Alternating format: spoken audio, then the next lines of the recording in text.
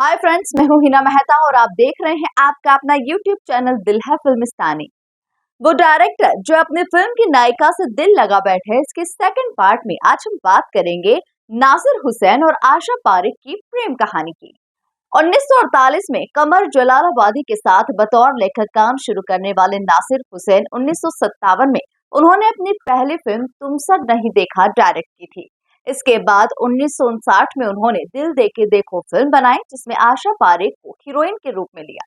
ये आशा पारेख की पहली फिल्म थी और उस वक्त आशा पारेख की उम्र सिर्फ 17 साल की थी। पहली फिल्म के साथ ही आशा पारेख बड़ी नायिकाओं में शुमार हो गई। वहीं नासिर हुसैन और उनमें अच्छी बॉन्डिंग भी हो गई, जो बाद में प्रेम संबंध में तब्दील हो गई। नासिर हुसैन पहले से शादीशुदा थे और उनके 2 बच्चे थे, लेकिन आशा पारेख उनके प्रेम में थी। दिल दे के देखो के बाद 1961 में जब प्यार किसी से होता है, 1963 में फिर वही दिल लाया हूँ, 1966 में तीसरी मंजिल, 1967 में बहारों के सपने, 1969 में प्यार का मौसम और 1971 में कारवां जैसी फिल्में नासिर हुसैन ने आशा पारेख को लेकर बनाई। सभी फिल्में बॉक्स ऑफिस पर बड़ी हिट फिल्में थी। नासिर हुसैन और आशा पारेख की मोहब्बत के चर्चे आम हो चले थे। इसके बावजूद दोनों ने शादी नहीं की। नासिर हुसैन के परिवार में उन्हें लेकर कोई इशू बना। लंबी रिलेशनशिप के बाद दोनों ने रिश्ता खत्म कर लिया, लेकिन आशा पारेख ने कभी भी शादी ही नहीं की। एक इंटरव्यू में आशा पारेख ने नासिर हुसैन के साथ अपने प्रेम संबंधों को स्वीकारते हुए कहा था कि मैं कभी भी घर तोड़ने वाली नहीं बनना चाहती थी। मेरे और नासिर साहब के परिवार के बीच कभी कोई अनबन नहीं हुई। मैं कभी भी नासिर साहब को उनके परिवार से अलग नहीं करना चाहती थी और इसी डर से मैंने शादी नहीं की। 2017 में आई उनकी बायोग्राफी द हिट गर्ल में लिखा कि मेरे जीवन में जो लोग मायने रखते हैं, अगर मैं उनका जिक्र अपनी आत्मकथा में न करूं, तो फिर इसे लिखने का कोई अर्थ ही नहीं है। मेरा मानना है कि शादियां ऊपर बनाई होती है और शायद इस मामले में भगवान मेरी जोड़ी बनाना ही भूल गए। मेरी शादी का संयोग ही नहीं था, इसलिए मेरी शादी हुई ही नहीं। मेरी माँ चाहती थी कि मैं शादी करूं और उन्होंने कभी कोशिश भी की थी। प्रपोजल भी बहुत आए थे, लेकिन मामला कुछ जमा नहीं। लेकिन मेरा मानना है कि शादी होने से ज्यादा जरूरी है अच्छी शादी होना। मेरी इच्छा थी कि मैं शादी तभी करूं जब मुझे मनपसंद साथी मिले, लेकिन ऐसा हुआ ही नहीं, इसलिए शादी नहीं की। आशा पारेख 70 और 60 के दशक की टॉप एक्ट्रेसेस में शुमार रही और सबसे ज्यादा फीस लेने वाली एक्ट्रेस भी। 2020 में उन्हें दादा साहब फाल्के अवार्ड से नवाजा गया। आशा पारेख आज भी रियलिटी शोज में गेस्ट के रूप में दिखाई देती हैं। वहीं नासिर हुसैन का निधन 2002 में ही हो गया था। नासिर हुसैन आमिर खान के चाचा थे और उनके बेटे मंसूर खान ने आमिर खान को लेकर कयामत से कयामत तक और जो जीता वही सिकंदर फिल्म भी बनाई थी। और अब बात एक ऐसे डायरेक्टर की जिन्होंने बॉक्स ऑफिस पर सबसे ज्यादा सफल फिल्में देने वाला डायरेक्टर के रूप में पहचान बनाई है। यहाँ बात हो रही है अमिताभ बच्चन की फिल्मों के डायरेक्टर मनमोहन देसाई की, जिन्होंने 1977 में 2 ब्लॉकबस्टर और 2 सुपरहिट फिल्में देकर तहलका मचा दिया था। लेकिन मनमोहन देसाई से पहले बात करेंगे हम गुजरे जमाने की सुंदर हीरोइन नंदा की, जिनका फिल्मी करियर 5 साल की उम्र से ही शुरू हो गया और बेबी नंदा के रूप में वे मशहूर हो गई। उन पर 6 भाई बहनों की जिम्मेदारी आ गई थी। बाद में उन्होंने 8 गुजराती फिल्मों में भी एक्टिंग की। 1957 में आई वी शांताराम की फिल्म तूफान और दिया उनकी पहली हिंदी फिल्म थी। इसके बाद नंदा एक कामयाब हीरोइन बनकर चमकी। राज कपूर, देवानंद, राजेंद्र कुमार, राजेश खन्ना, मनोज कुमार और शशि कपूर जैसे सितारों के साथ उनकी जोड़ी काफी जमी। शशि कपूर के साथ उन्होंने जब जब फूल खिले जैसी बहुत बड़ी हिट फिल्म दी थी। उस वक्त कोई भी हीरोइन शशि कपूर के साथ काम नहीं करना चाहती थी, तब नंदा ने इस फिल्म के लिए हाँ किया था। उधर 1960 में राज कपूर को लेकर छलिया फिल्म से मनमोहन देसाई अपनी डायरेक्टर की पारी शुरू कर चुके थे। मनमोहन देसाई नंदा की खूबसूरती से बहुत ही आकर्षित थे और मन ही मन उनसे प्रेम करने लगे, लेकिन दिल की बात वो कभी कह नहीं पाए और बाद में उन्होंने जीवन प्रभा से शादी भी कर ली थी। इधर नंदा अपनी पारिवारिक जिम्मेदारियों के साथ फिल्मों में आती रही, लेकिन बाद में वो बहन की भूमिका में ज्यादा दिखाई देने लगी। 1979 में से 10 साल का साथ निभाकर जीवन प्रभा का आकस्मिक निधन हो गया। मनमोहन देसाई को वो अकेला छोड़कर चली गई। लेकिन ये वो दौर था जब मनमोहन देसाई अमिताभ बच्चन के साथ सफलता का इतिहास रच रहे थे। नंदा के भाई जयप्रकाश ने एक इंटरव्यू में बताया था कि मंजी के बेटे केतन देसाई ने पिता को नंदा से मिलने के लिए वहीदा रहमान की मदद ली थी।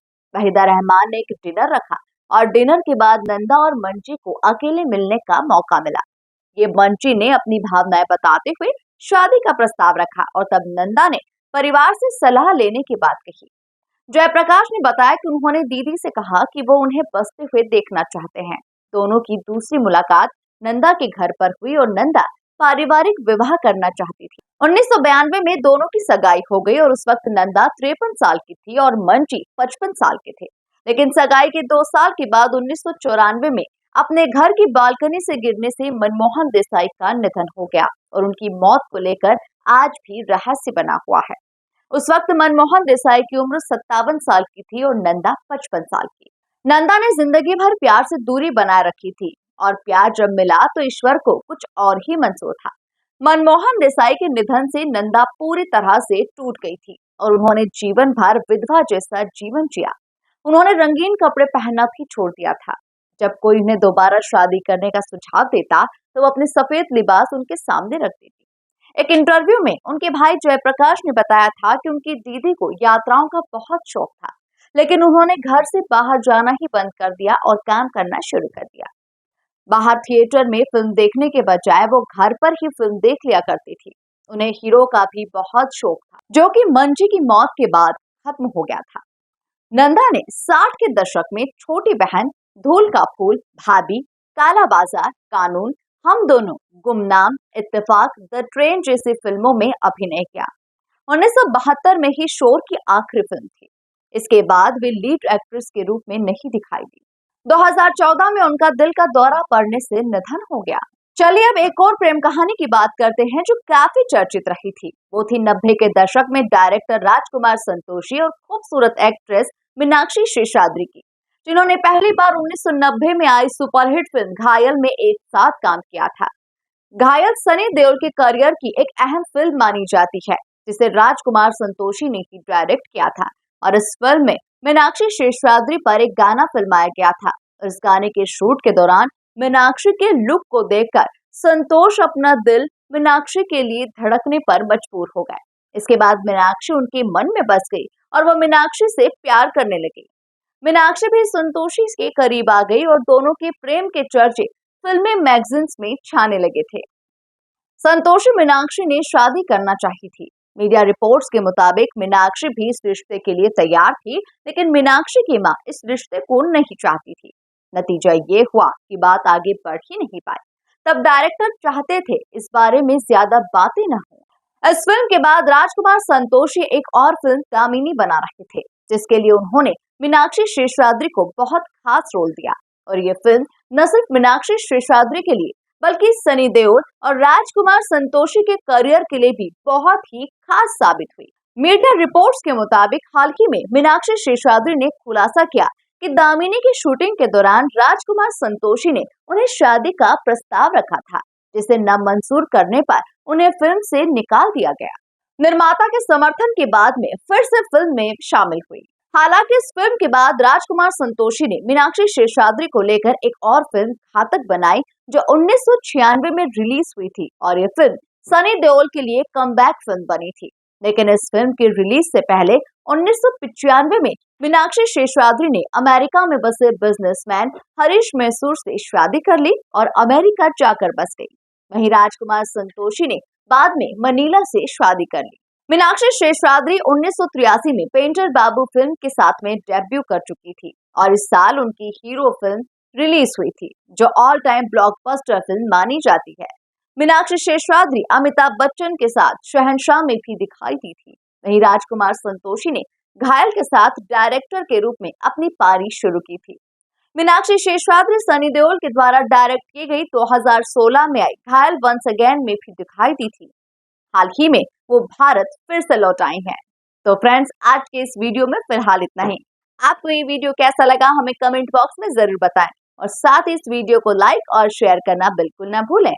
और हाँ, अगर आपने अभी तक हमारे चैनल को सब्सक्राइब नहीं किया है तो प्लीज जल्दी कर लीजिए।